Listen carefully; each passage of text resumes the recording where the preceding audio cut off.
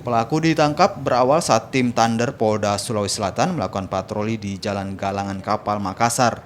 Curiga dengan gerak-gerik seorang pemuda yang mengendarai sepeda motor tanpa menggunakan helm, petugas kemudian memeriksanya.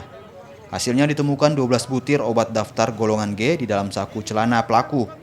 Saat diinterogasi, pelaku mengaku obat tersebut dibeli atas suruhan seseorang. Adu mulut sempat terjadi saat keluarga pelaku mencoba menghalangi petugas yang akan membawanya. Karena memiliki barang terlarang, polisi tetap menggiring pelaku ke kantor polisi untuk dilakukan proses hukum.